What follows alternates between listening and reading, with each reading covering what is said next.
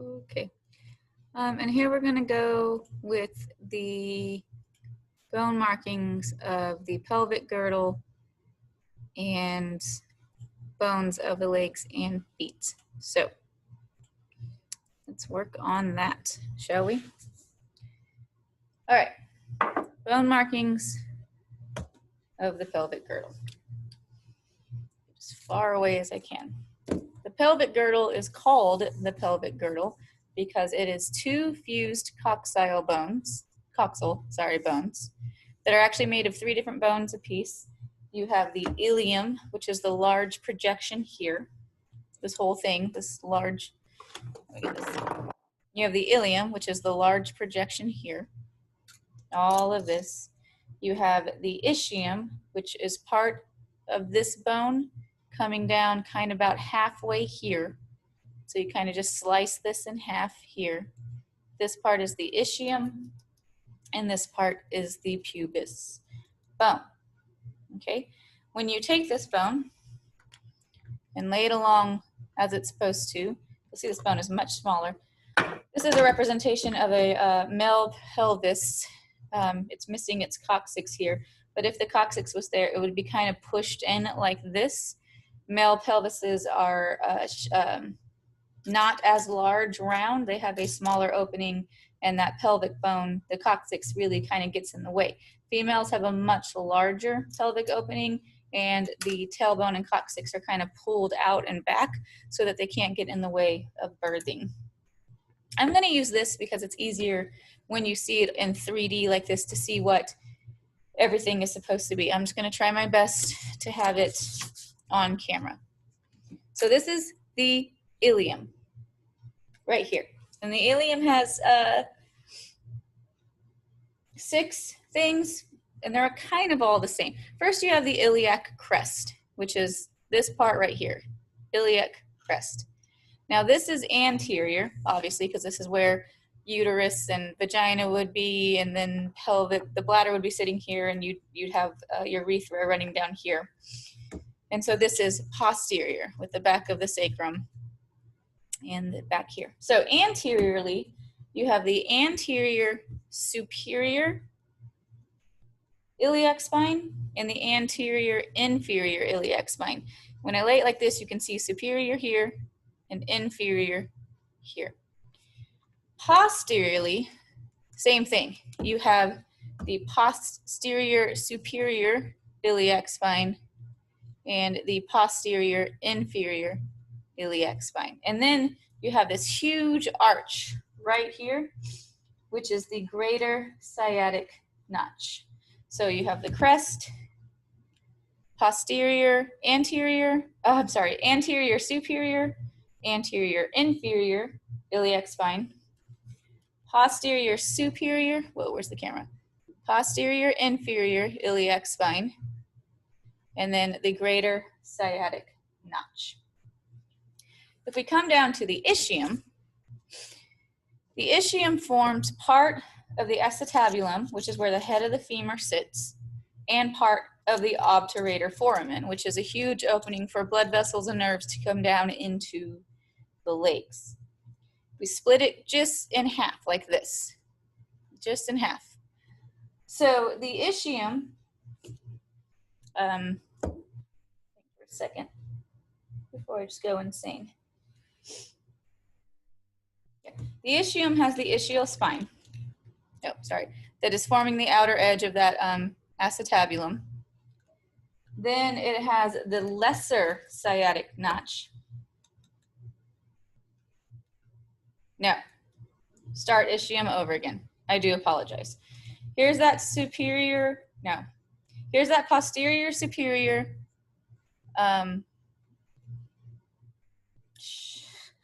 iliac spine of the ilium, and here's the inferior posterior iliac spine. Here is that greater sciatic notch. Now start the ischium. This is the ischial spine. Apologies for saying that wrong. So there's the ischial spine, and then you have this tiny notch here. This is the lesser sciatic notch. This part that's getting all rough and projected out, this is the ischial tuberosity. Then ramus. Remember, you have a ramus in your jaw. Ramus means just kind of like a bridge part. So here, cut it in half. Like this half doesn't exist right now. Here is the ramus of the ischium here. And you see that it forms part of the obturator foramen. Now the pelvis. So now we get rid of this part. This part doesn't exist. This part is the pelvis of this bone, the pubis of the bone, excuse me. Here is your superior ramus here, which just kind of means bridge. Here is your inferior ramus here. This is your pubic symphysial surface, where you see you have a cartilage symphysis here, which is a type of bone articulation that is immovable. And then you see that it forms part of the obturator foramen here as well. So basically everything my hand is covering at the moment is the ischium. Here is the pubis. I'm going to switch them. Now there is the ischium, and then the whole big piece up here is the iliac. Let me get the little guy just to try to make it clearer. Ilium, one bone is iliac. Let me get this in the right direction. So here's the little guy. Here is that superior anterior ischial spine, anterior inferior ischial spine. Here is the iliac crest. Here is the posterior superior ischial spine, posterior inferior ischial spine. Here is the greater sciatic notch. Okay, the ilium is done. I'm going to kind of rotate this. Here is the ischial spine. Here is the lesser sciatic notch. If I rotate posteriorly, you see the ischial tuberosity. I'm going to come back, cover this up. Here is the ramus of the ischium, and you see you form part of the obturator foramen. All right, pubis time. Cover this up as best I can. Here is the superior ramus of the pubis. Here is the inferior ramus of the pubis here. This is where that pubic symphysial surface is for that cartilaginous symphysis, which is a type of joint, cartilaginous joint that doesn't move, and here is part of the obturator foramen. Now, on your list of things, additional coxal bone info.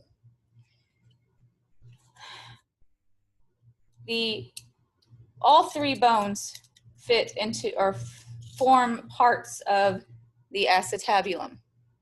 The acetabulum is a socket formed by the fusion of the ilium, ischium, and pubis. The obturator foramen, this is the giant opening, it is a large foramen formed by the fusion of the ischium and the pubis. The arcuate line, I'm actually going to have to go back to the big pelvis. It's a line extending across the ischium and pubis. It separates the true pelvis from the false pelvis. You can kind of see it here, the arcuate line here. Kind of see it. Let me get the white paper out of the way. It's this line. It doesn't actually go around the whole structure. It's just this marking right here along the surface, kind of like a line there. Do y'all see that? I hope you do. And then the symphysis pubis, the joint between the two coxal bones, it consists of fibrocartilage. So that's what this is for. So in your lab practical, you might get a single coxal bone, you might get the entire fused pelvis. Coxal bone, sorry, pelvis. There you go. This whole thing is called the pelvic girdle. Woo! Bone markings, little over it. Here's a femur. Femur is the largest bone of the human body. Femur supports the most weight of the human body. Femur is the strongest bone of the human body. Not unbreakable. And in fact, you see a lot of children break their femurs. And when they typically break it is right here at the, oh Lord in heaven, the epheseal line where bone growth is occurring. And then when they do that, when they break their femurs here, the other femur is continuing to grow while this one heals, and they will end up with either noticeably shorter legs than the other or a slightly shorter leg than the other. But due to the rate of healing versus growth, you typically end up with differences in leg length. Okay, the femur. This is the head. Whoa, where are you going? This is the head of the femur. The head of the femur fits into the acetabulum. Beautiful, right? This is a very tight joint. It is held together by a lot of tendons, ligaments, cartilage. Not a very movable joint, not like the arm. And you'll see here, you have an opening in the head of the penis. Oh, that's because I was thinking that's what it looks like. I'm gonna leave that in there, that's hilarious. You have an opening in the head of the femur called the fovea capitis.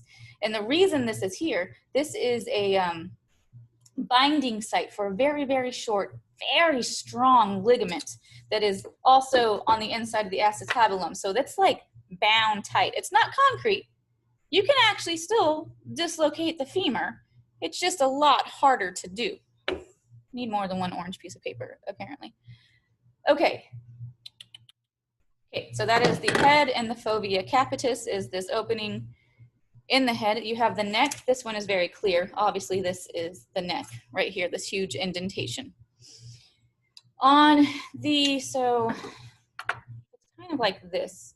We'll say on the lateral side of the femur, you have these two projections. You have the greater trochanter. Let me see if I can get this in the focus without hitting the wrong button. Not so much. You have the greater trochanter here, and obviously the lesser trochanter here. On the posterior lateral side, you have a crest. So a crest, you know, is a ridge up on the bone, so you can see that it comes out into a crest between the two trochanters. This is the intertrochanteric crest. Try saying that 5 times fast. Flip over to the anterior medial side, you have a line. Do y'all see this line here? This is the intertrochanteric line. Okay, then you have the gluteal tuberosity that projects on the other side here. Gluteal tuberosity. Where's my pointer? This guy right here. This is on the posterior side. You have the linea, lost my mind, aspera. Linea aspera. It actually runs nearly all the way down the femur, is the linea aspera here. So let's come down. This is the popliteal surface, the smooth surface right here. You have a medial and a lateral condyle. And even if I flip it, medial stays medial, lateral over here. You have a medial and a lateral epicondyle. I don't know if you can see. Let me pick it up this way. You have these epicondyles sticking out here. Medial here, lateral here.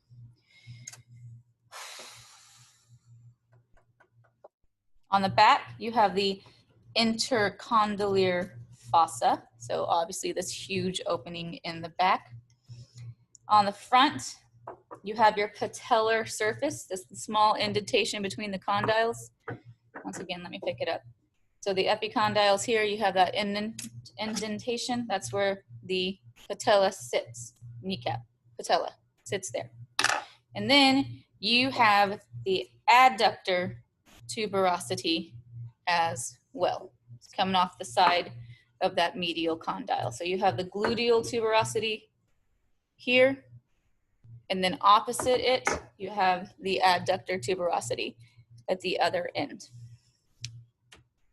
This is the femur. Let's go to the tibia. There it is, the tibia.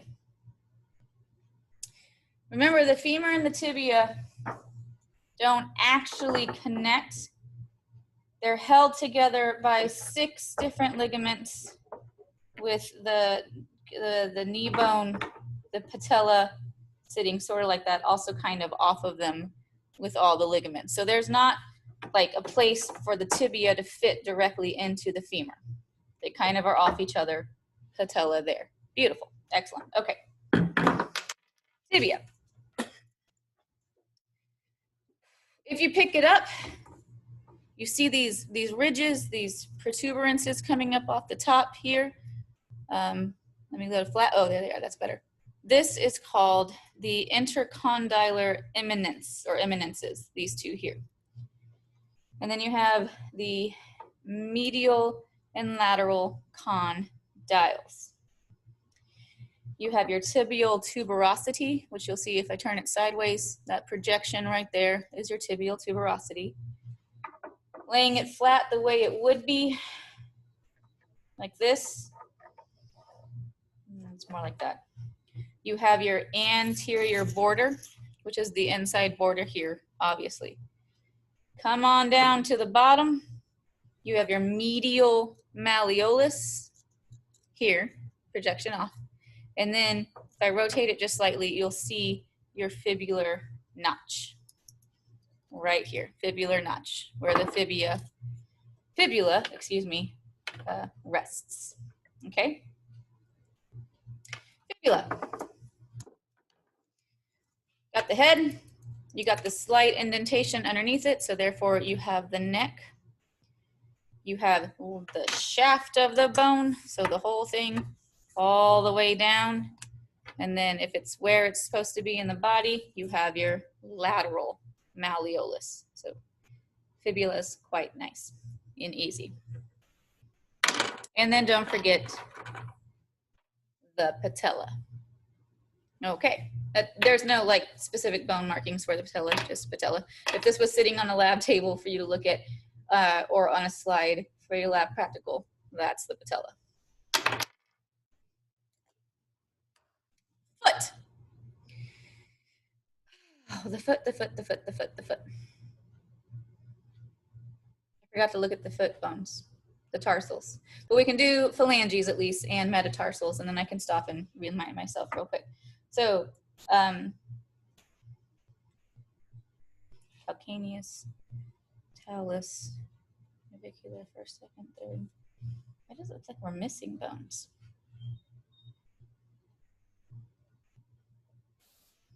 Why does it look like we're missing bones? Oh, well, that's crazy. Okay.